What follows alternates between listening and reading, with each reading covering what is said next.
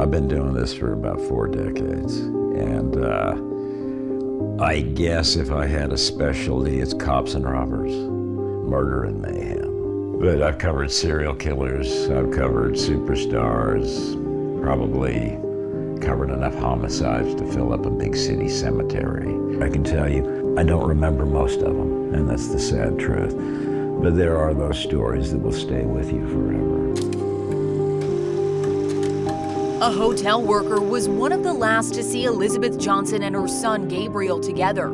As Elizabeth fled town, she was caught on CCTV without her precious son. The question everyone wants answered, where is baby Gabriel? And we've had a couple of incidents during my run here in Phoenix, Arizona, where we've had just a beautiful child vanish in the blink of an eye. The search continues for missing baby Gabriel. The world came to know him at 8 months old in those photographs that we've now all seen so many times. And that is one of those stories because it's a child and because it's a young victim and because there is really no definitive answer. I'll think about this till the day I die.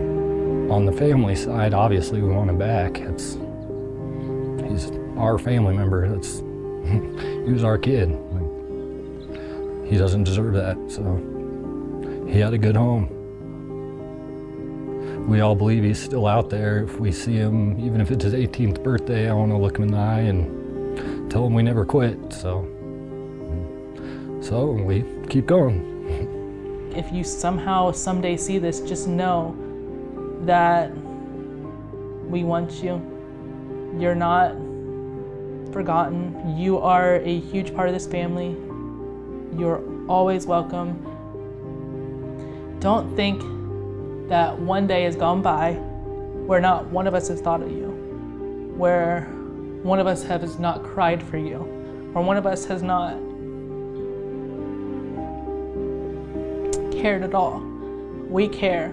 We love you. We want you. You're more than anything to any of us and to all of us. So if you're hearing this ever, just know that you're welcome.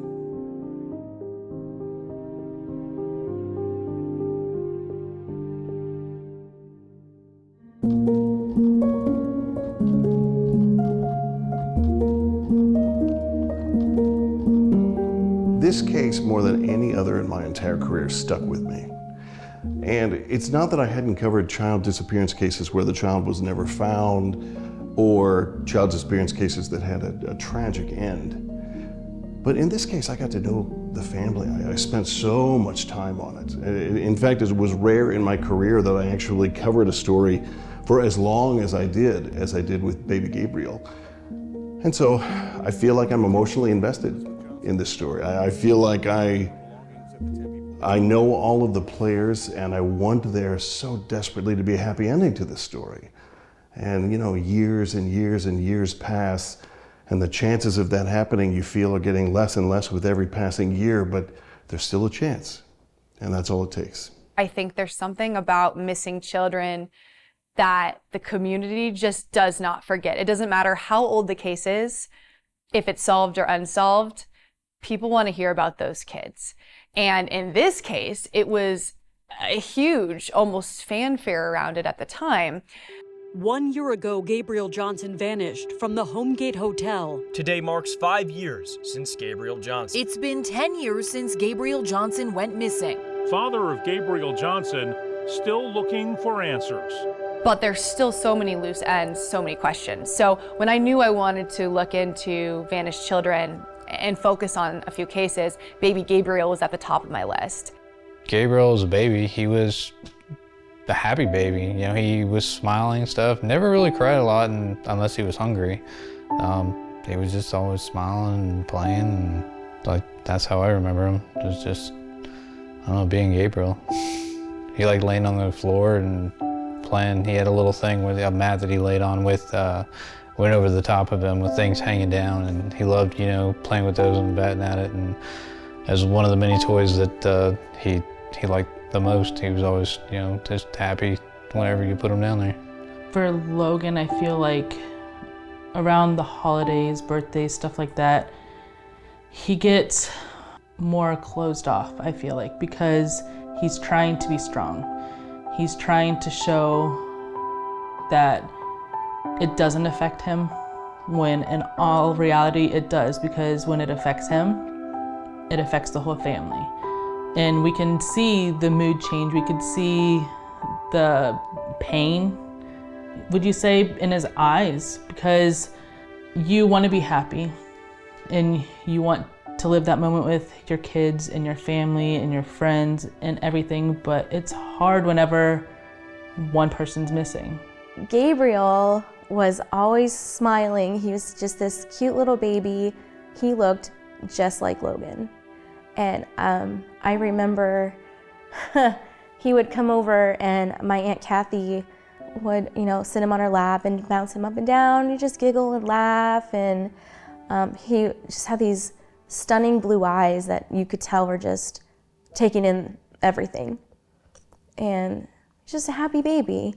Despite his mom leaving him in a crib and not taking care of him, he was still just a happy baby. And he lit up when he saw Logan. He didn't light up when he saw Elizabeth, but he would light up when Logan would come into the room. That was his baby. Gabe was Logan's baby. And I think a lot of times it's, Elizabeth made her baby disappear. No, she didn't. She made Logan's baby disappear. Elizabeth and I, we've known each other for a long time, both Elizabeth and Robert, her twin brother. They grew up on the next street over from me. We have all the same friends. We grew up with all the same people. They were a grade behind me in my brother's grade. We hung out all the time, so I knew them quite well, both of them. Elizabeth and my relationship was a little bit rocky. You kind of had to be careful what you said to her at certain points in time, because she would get mad. I do know that Elizabeth used to go on these rampages where she would just destroy things in the house. There was one time she cut up all of his clothes and poured bleach on his clothes. She called the police and said that he did it. And when he showed up, he said, "Look at the clothes that are destroyed. These are my clothes that are destroyed. Nothing of hers is touched. I didn't do this." And there was always examples of where she was the aggressor. She'd call the police, but they would side with her. She'd just spin this tale of what he did. First impression on Elizabeth Johnson was that she was someone that had gone through a lot in her life. Her mom passed away when she was young, lived with grandparents, lived in foster care. She just seems like somebody that was just looking to belong, to have her own family. Then we come to find out a little bit more of how unstable she is, especially when you're talking about Logan. Just kind of thought it was normal for her to get mad, and then we just kind of get over it and get on and be okay for another week or two, and then something else would happen. So. And this was all before she was pregnant? Yeah, that was before she was pregnant. All that stuff happened. Maybe 6 months we were together, and then she found out that she was pregnant. I asked Logan one time, I said, "She slept with a knife under her pillow, why?" And he said, "Well, she had lived in foster care. So that was her protection. That's what she got used to, was having that knife under the pillow." Most men, I think it would have scared the hell out of them, and they would have ran out the door. He loved her so much that he worked so hard to, make this life with her. And then when they found out Gabe was coming, he got his act together. He stopped drinking. He took care of all the legal stuff he had going on, and he just really wanted to make that family work. And, there were times he'd come home from work and Gabriel would have been in the crib for hours and his diapers were soiled and dirty and he hadn't eaten. And that just shows that Elizabeth she didn't care how she treated Gabe and she didn't care how she treated Logan. And that was pretty apparent all through their relationship, is that she wanted him to do what she wanted him to do. And if it wasn't that, then she was going to make him pay for it. One time she got mad because he was in a bouncer. We had this little bouncer that he sat in kind of up at an angle, and he got buckled in. And you could sit there bouncing him and just watch TV. And easiest thing in the world, But if he started crying, she went over there one time and she hit the back of it and she flipped him over onto his face, and he was strapped in. He was just a baby, and he hit his face on the ground. I picked him up real fast because he was screaming. "What'd you do that?" "Well, I didn't mean to. I just meant to bounce him to shut him up." And it's just different things like that. Just, you knew that she didn't really like him.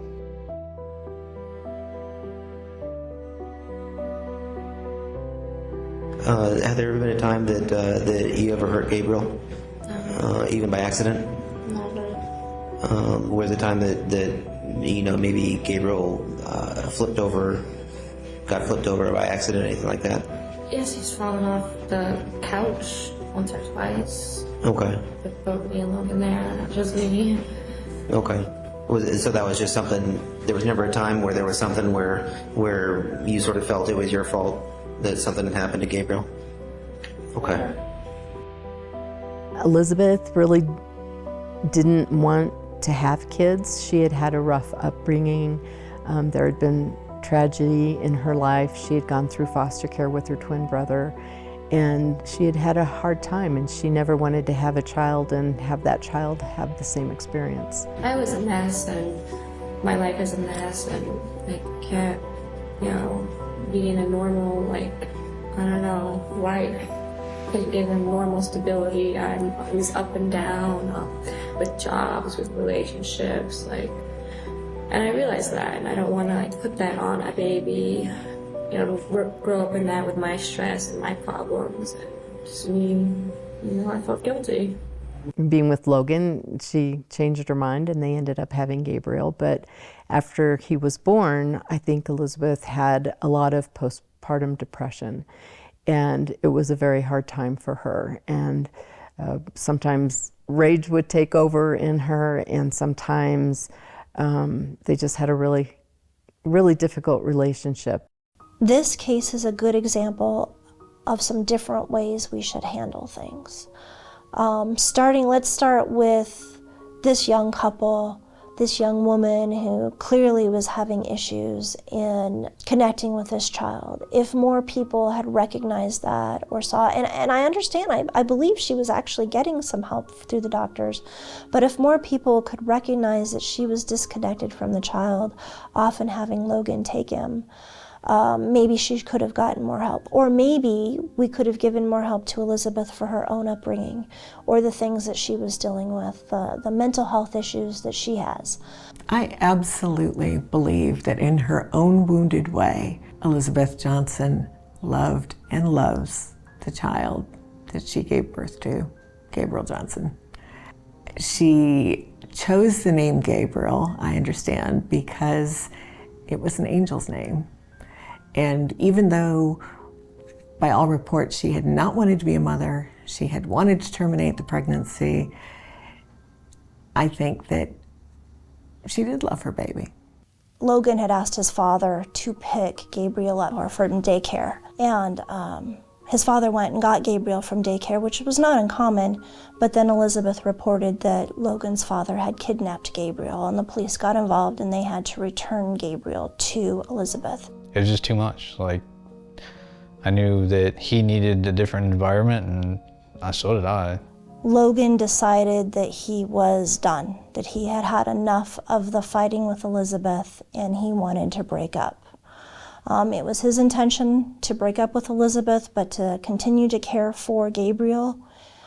But he broke up with Elizabeth, and at the time Elizabeth was upset, and she told him to leave, and she told him to take Gabriel with them. So it was kind of an all of a sudden thing. Gabriel was crying, and she yelled at me, and she said, "Shut this fucking thing up." And I got mad at that, and I was like, "Don't talk about him like that." And she's like, "Don't tell me what to do." And I was like, "Well, I'm leaving. I'm not staying here with you screaming and yelling at me to, have him be quiet when I'm trying to get him to be quiet." And he was just crabby that day. And so I said, "I'm going to my grandma's," and she knew exactly where I was going. Went to my grandma's, and we hung out there we were there for like 4 hours. And then as soon as that happened, Elizabeth reported that Logan had kidnapped Gabriel, and the police required Logan once again to return Gabriel back to Elizabeth. He told me he was going to the store to be right back, and he was mad at me, so he decided to mess with me and use the child to upset me. And he disappeared for 4 hours, and I was freaking out, thinking, maybe they got in a car accident. So I'm calling the police, and they're telling me there's no car accidents anywhere. He didn't even take the diaper bag, so I'm worried baby doesn't have any food, doesn't have any diapers, it's going on 4 hours. I'm freaking out, and yes, he did, in my eyes, kidnap the baby, and I did call the police. So this is a couple days before this incident. And then I get a phone call from the police, and they say, "Logan, you need to listen to me very carefully." And I was like, "What's going on?" And they're like, "Logan, you need to bring Gabriel back home to Elizabeth, because if we have to come and find you, then you're gonna be put in handcuffs. And I said, why? You know, can I explain to you what's going on, what just happened? And he's like, no, Elizabeth called the police and said Gabriel's missing. And this is where the custody issues first come in, because even though Logan is listed as the birth father on the birth certificate in Arizona, he technically didn't have legal custody rights at that time. So even though they were in a fight and Gabriel is his son, they're forced to return Gabriel back to Elizabeth. And I had no clue, you know, why this was going on. So I told the police officer I'm not going back there by myself. I said, if anything, can you meet me there? And he said, yeah. He's like, I'm sorry, sir. You know, I can't do anything about this. In the state of Arizona, if you're not married, the mother automatically has full custody of the child. And you have to get your father's rights established in court before you can do anything. So she automatically pretty much gets to say everything that happens to him and what happens to him. And this is the first time I ever heard about this. I had no clue.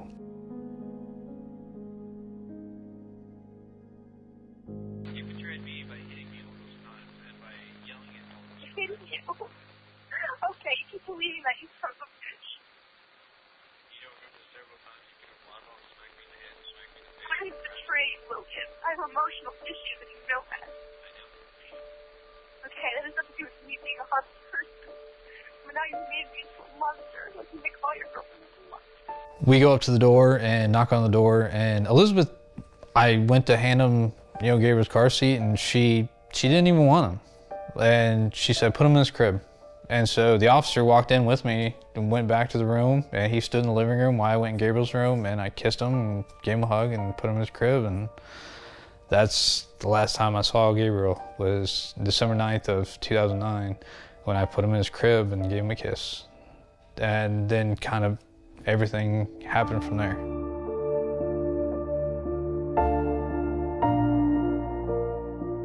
So in June of 2009, and Elizabeth took Gabriel and she left the state. She went to Boston to visit her grandmother who lived there. But she didn't tell Logan where they were going or what they were doing, and so he didn't know where they were. And while there, she changed her mind and decided she wanted to come home. But unfortunately, on her way home in a layover in Indianapolis, she met a woman by the name of Tammy Smith. And Tammy Smith is an intervening factor in this case that may have changed the course of the lives of all of the people involved. Tammy is a very interesting character in this, sort of a gregarious, sort of, you know, out there kind of person. And she insinuated herself into this story, I would say, early on, when she noticed Elizabeth with this beautiful little baby in an airport. Well, the story goes is that Tammy Smith met Elizabeth at an airport, and Elizabeth was this frazzled, upset mother of an infant. And Tammy, being the kind, godly woman she was, went and offered her help. Help me, Jesus. Okay, so how has this affected me and my children? Tammy Smith, being the person that she is, thought that this was a sign from God and that she should raise this child. And she was going to hatch a plan with Elizabeth to make it happen. It affected us differently before, but as we've gone through the years, we've realized that it's given us major PTSD. I had been in some car accidents also, and probably didn't leave my house for about 2.5 years. So on December 9th, 2009 is about where this whirlwind story began. So Elizabeth reached out to Tammy Smith for the first time since June of 2009. Here she is calling me at 10 o'clock at night. Do you remember me, the girl from the airport? She gave Gabriel to Tammy Smith. And when they met, what we discovered later through the investigation is that Tammy Smith had her fill out guardianship paperwork. But there was a place on the paperwork for the father's signature, and she deleted that and had Elizabeth sign that. It seemed like she just wanted to throw him at us, like she couldn't get rid of him fast enough. I made sure that we had that paperwork signed. I made her go with us to the bank and notarize it, because I'm a mother. And I don't know how any mom can just hand over their baby and just say goodbye, you know? So I wasn't gonna take my chances with her. But I did, eventually. Big win. Tammy, you know, certainly seemed to have her own itinerary, her own agenda throughout much of this. She wanted that child. She and her husband, Jack, had a big, nice home north of Phoenix, and older couple, and they seemed very interested. Tammy seemed very interested in adopting baby Gabriel. But Tammy suddenly is a player in all of this. What Elizabeth told me in the airport about what was happening was it was just a lot of drugs and fighting, and immediately was that he was a felon, a drug addict, taking everything that she owns, and she works and he doesn't. And she was afraid that when she came home from the airport, she would have nothing left, that he would have sold it all for drugs. The first time I heard that Elizabeth, she wanted to adopt him out to a couple, Tammy and Jack Smith. Well, I didn't know them, I didn't know their name, I didn't even know that she wanted to adopt him out. I said, no, I'm not signing any paperwork, I'm not doing anything. I said, I filed for full custody, and that's when she exploded on me and started hitting me and just kept hitting me. And that's why we got in an argument then. And when the police came, she said that I kidnapped him again. And then we went through that whole fiasco for 5 hours, and then they released us. And then that's when we found out that Tammy and Jack already had Gabriel. What you knew of Tammy at that time and what you saw of Tammy, what was the thought process that you were going through in terms of this? You're a really lucky baby to have, you know, a mom and dad who are, you know, situated, they're established, they're, you know, of well sound in body and got their life together, they're stable, they have a house, they have jobs, they have a business, they have a community, you know, they go to church, they have a family, they have everything that I don't have. I have nothing. We had the little bathtub, you know, set up with the sink so we can take and do the little spray, you know. Hannah helped bathe him and stuff, and he loved taking his baths. I was super excited to have a little brother, and I remember being told not to get close and being told he might not stay forever. We don't know yet, but I wanted him to stay forever, and I loved him very much. He was my baby brother, and I don't remember much. I remember we would dress him up. I remember when we went to take Christmas pictures with him, and it was funny because I think he pulled Santa's beard. And this was taken by Tammy Smith when she had him in December. And so were these ones. And this was his first Christmas with Tammy Smith. Tammy and Jack took him to see Santa Claus for the first time. I remember being very confused as to why he disappeared. Even honestly though, I still kind of consider him a little brother because he meant a lot to me. And even when I was 7 years old, I remember telling my babysitter he was my brother. He just went bye-bye for a while.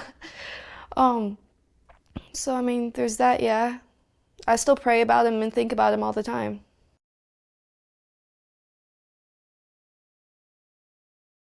Elizabeth showed up at court. Tammy and Jack Smith were with her. They did not come into the courtroom, but they were at the courthouse with her. The judge had a conversation with them, and he told them very sternly, you know, don't engage in using this child as a pawn. You need to knock it off, and quite frankly, I'm going to put it as bluntly to you as I can. It's time for the two of you to grow up. The judge tells me that I need to stop being petty, and I tried to explain to him everything that's happened. I've gone to work and put the child in the bedroom about 4 o'clock in the afternoon, come home, and she's in bed, and go check on the baby, and she never checked on him, or he was still on the floor in the room. She just thought that he was sleeping the whole time, didn't feed him or change his diaper. It's happened once or more than once? That happened once, and there was another incident where came home, and she got mad that I was late coming home from work, and I came home and she had already left the baby there. Okay. And the baby isn't in her care, it's with another family. All right. Okay. Is the baby in your care or is the baby with another family? He is in my care, and everything he's saying is not true about Okay. CPS. He filed that in retaliation, and it was closed the next day. Yeah, well, the timing is curious. Yeah, timing's curious. I'll acknowledge that. They were given joint custody, which meant that Logan was allowed to pick Gabriel up on December 20th, and he was supposed to have him through Christmas Eve. However, Elizabeth Johnson, Tammy Smith, Jack Smith walked out of the courthouse with a completely different plan. This is Logan McQuarrie, going to pick up Gabriel Johnson, my son, at Elizabeth's mobile home. It's 7:59 in the morning. I'm walking up to the door. Nobody's answering the door. Nobody seems to be home. Logan shows up one day to see his son, and the home of Elizabeth and the baby is vacant. They're gone. And she cleared out her bank accounts, and she told the Smiths, bring Gabriel to me, and she met them in a parking lot of a church, and she took custody of Gabriel. And then she took off. She and Gabriel left the state. I'm allowed to move. I'm a grown woman, and I'm allowed to move. And I have connections. I have friends. You don't care about the baby. You don't care about getting me in trouble. That's what this is all about. You don't care about Gabriel one bit. So, good luck, Logan, but you will never see him again because I'm allowed to move. I'm allowed to get a job. I'm allowed to have my own life, and you can't stop me. So, good luck and goodbye. So I called the court and I said, hey, look, she's not here. Yeah, everything's gone. You can see in the windows. And he said, well, we'll have to schedule another court date. That's the only thing that we can do. And so I said, basically, I can't do anything. Like, I have no clue where my son is, where she is. She wasn't answering the phone. So we just kind of started looking for her. Finally, Logan gets a phone number for the Smiths and has contact with them. And the Smiths talk him out of trying to reach Elizabeth. So with Elizabeth, we were definitely doing whatever we could to get her back because we knew that she would go to jail. They lead him to believe that they have Gabriel's interests at heart. They lead him to believe that they can convince Elizabeth to come back. Is Tammy Smith there? This is her. Tammy, this is Logan McQuarrie. Who? Logan McQuarrie. You know, Elizabeth Hi. Johnson's ex-boyfriend. Yes, Logan. I've been on the computer for about an hour trying to find a number for you or your father. We've been freaking out. Please tell me you have the baby and he's safe. No, we do not. I have orders from the judge that I have custody of Gabriel. And Do you know where he is? no, Elizabeth, last time I talked to her was Friday, and she said there's no way in hell you'll ever talk to your son or see your son ever again. So based on our investigation, we've learned that during that time, Tammy Smith was going on with her plan. Now Elizabeth has left the state. It wasn't Tammy's intention, but now that she has, Tammy has done a bunch of research, and she's trying to figure out where can Elizabeth go to take away Logan's rights, because the court has given him custody rights in Arizona, so now she's got to go somewhere else. So Tammy's trying to find places where that can happen, and she's trying to encourage Elizabeth to go to Tennessee, where in Tennessee, Logan would not have custody rights at that point. As we were trying to help Logan locate Elizabeth and help to get Elizabeth back, Jack is getting, he's trying to come up with ideas because he's thinking, well, I have a house in Tennessee and I'm rehabbing it. So he called his son and talked to his son and said, hey, I have this girl that needs a place. And he says, but what I'm going to do is when she gets there, keep her there and immediately call me. And then boom, we would be able to let them know exactly where she's at. And she said that her adoption lawyer in Tennessee could get a birth certificate saying she gave birth to the baby. She said she had 30 days to be able to turn that in, say it was a home birth, and that she, no one would know the couple months difference, and in a few years, no one would know what the baby would look like. And it sounded like a plan that made sense to me. Tammy Smith and her husband, Jack, very unique, very odd couple that truly believed that they were going to be able to adopt this child And if they just kind of swindled the father a little bit, it would be a matter of a couple of weeks, and that they would have this wonderful child that they could raise on their own. You know, this is just a story about a lot of people with bad intentions. So one of the scenarios she came up with was, you call Logan and tell him that if he signs the paperwork that you and Jack that he gives his rights away for you and Jack to adopt the baby, then I will come back and bring the baby back. So we called Logan. What she said is, if you will sign the papers, the adoption papers, then there's a 5-day waiting period for you to change your mind. Okay? She said after you sign them, 5 days later, she will bring Gabriel to us. If I were you, I certainly wouldn't want my son, again, I hope this is not racial profiling here, but I wouldn't want my son growing up in a trailer park. And again, I don't mean that to be disrespectful to them, because I'm sure there's a lot of loving people that just don't have any alternative. You want to try to do this and do it quick. I'm not talking about signing papers. I'm talking about getting together and discussing the possibilities of that. Again, not to be redundant, I'm just trying to say to you that the only line we've got is this right now, and please don't mess it up. Tammy Smith had a preoccupation and an obsession with adding another child to her family. This is well documented during the investigation. She would approach women, she posted on various websites, actively looking for a child. And this case demonstrates, and the evidence in this case demonstrated, that she was willing to get a child at almost any cost.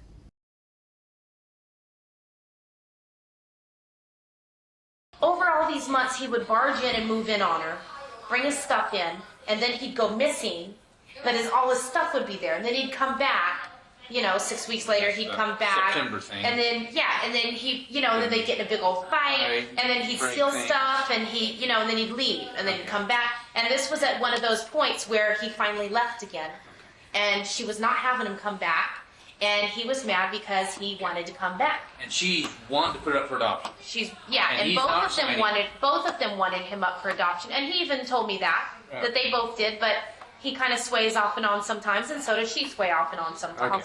Okay. So neither of them have ever been completely together at the same time. And Logan has told you that he's thought of it. Okay. Yeah, absolutely. In my mind, I never considered adopting Gabriel out. It was just, I wanted to try to take care of him. If it had to be by myself and help with some of my family, so be it. I wanted to try to take care of him myself. I never got the chance. Nobody would give me the chance. Every now and then he would see the baby and steal money from her, sleep on her couch for a couple nights, and leave as he's stealing stuff from her. Was Tammy willing to do anything for a baby? No. I already wouldn't buy a baby.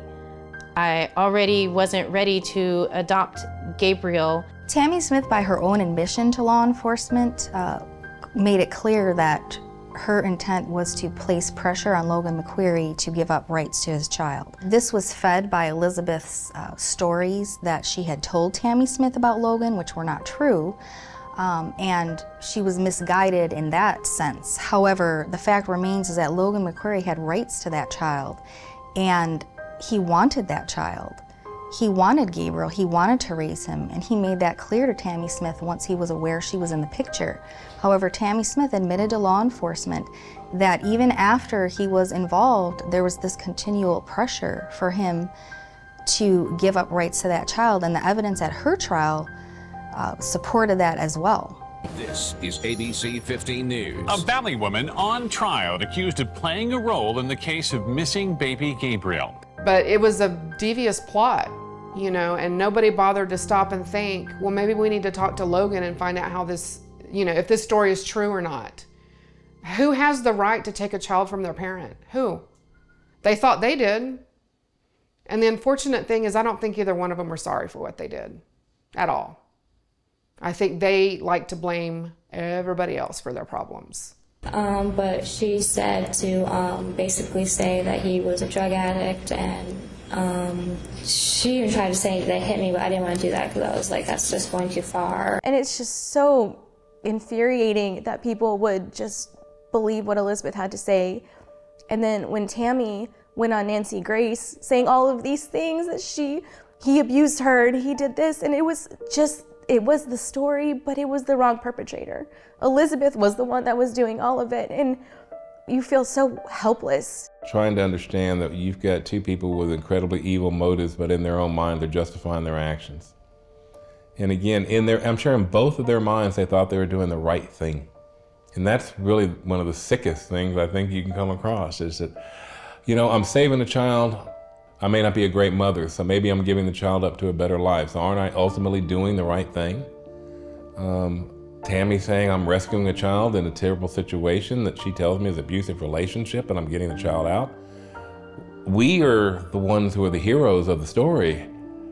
And I'm sure that to this day they feel the same way. They actually do feel as though they did the right thing. And that's what's really scary, really scary. They do believe that. Elizabeth had to go from foster care to foster care. She didn't want that for Gabriel. And so as she's showing me these things about Logan and telling me all about this, and I'm looking at it on my computer screen and I'm thinking, oh my gosh, he will go down that same track. And so I could easily see where Elizabeth was coming from. Hi, this is Tammy Smith. I'm calling about the case with Gabriel Johnson. I am the lady, my husband and I, who were going to adopt the baby. Anyway, I know she will tell me where the baby is, but she needs to make sure that he is going to be safe before she tells me. And I'd really like to speak to Judge McVeigh in order to get some kind of an order. I know they gave the temporary custody to the father. I would really like to speak to Judge McVeigh in order to get the baby. She will tell me where the baby is.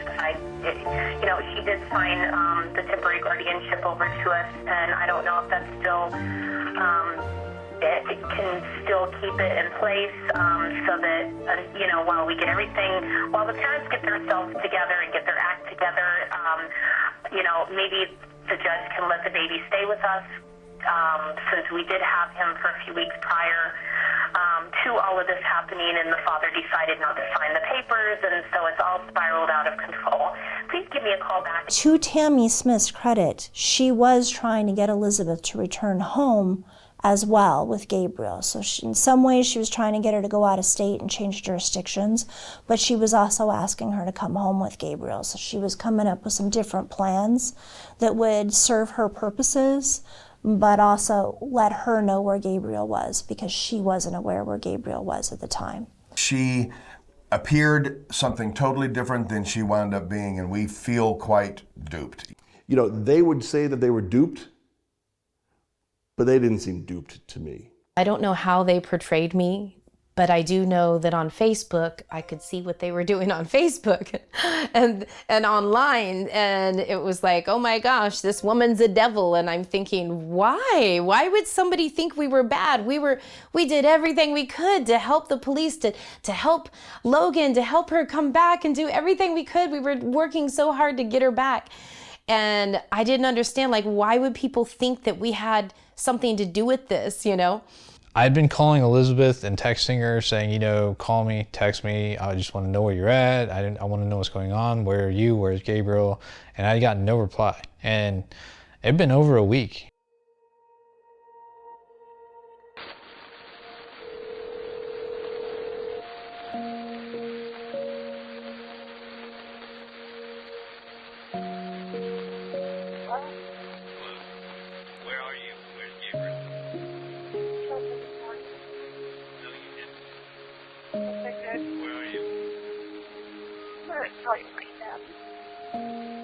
You wanted to make me.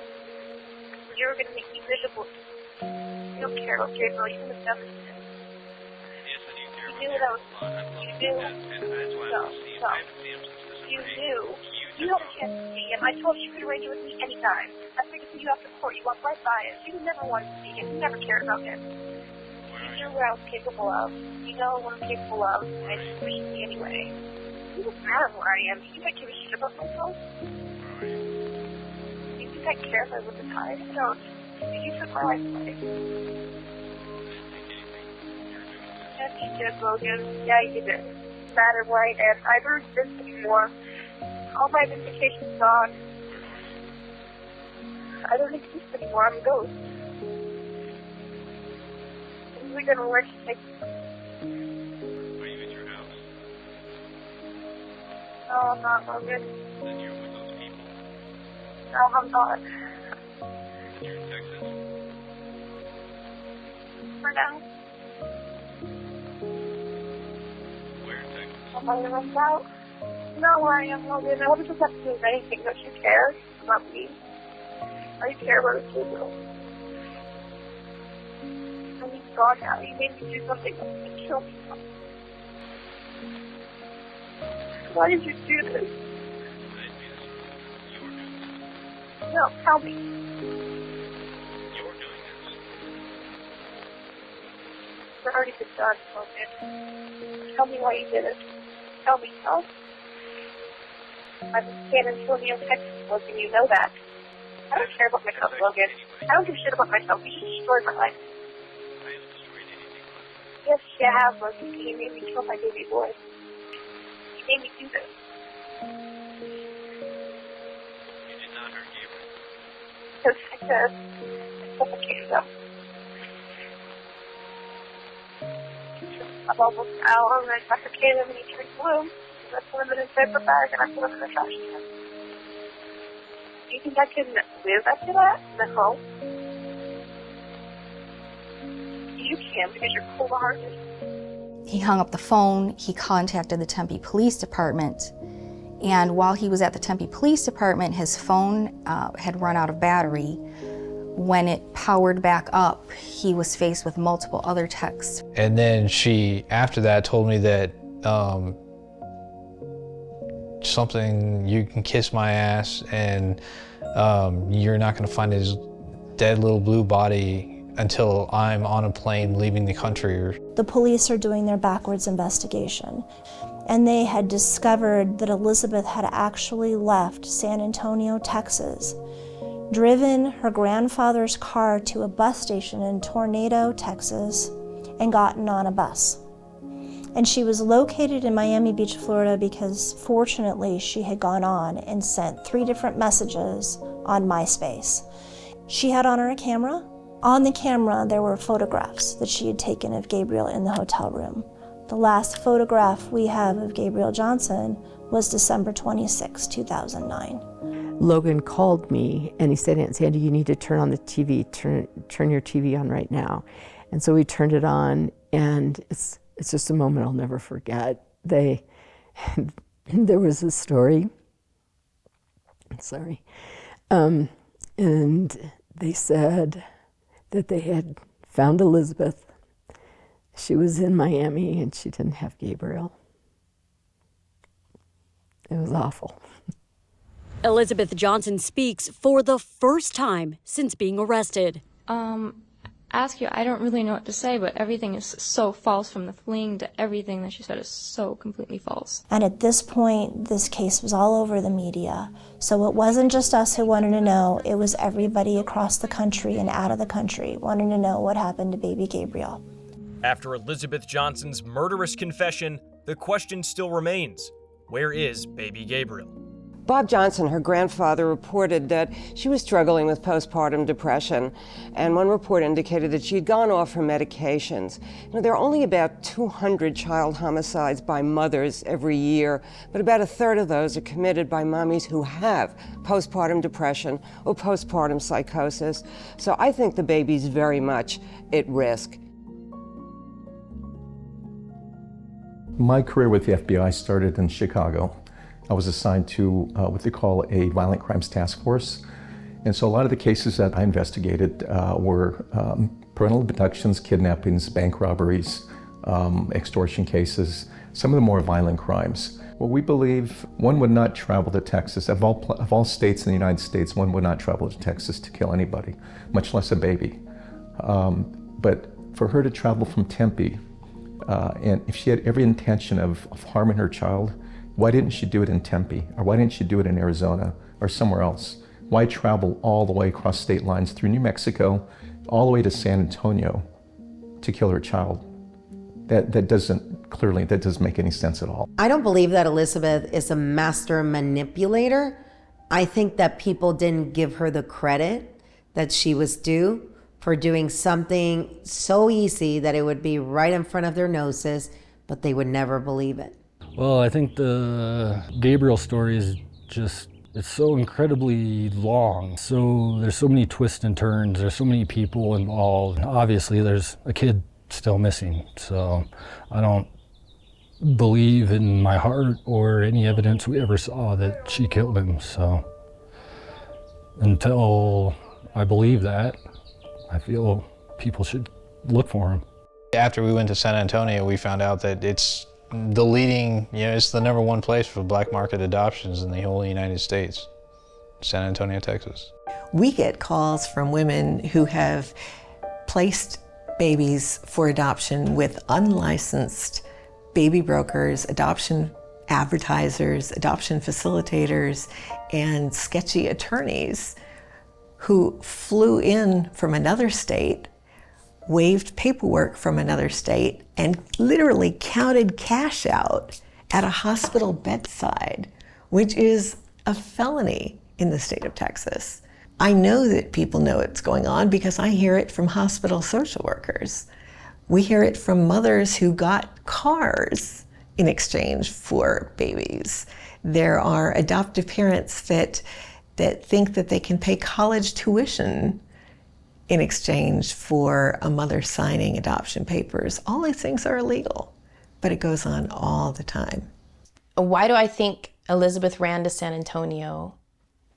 At first I had no idea, but Yami Virgin from San Antonio, she had told me that girls come to San Antonio to give their babies up for adoption. When I talked to Elizabeth Jaranovich, she explained, San Antonio is very known for being a black market type of place where you can get kids, where you don't have to do an open adoption.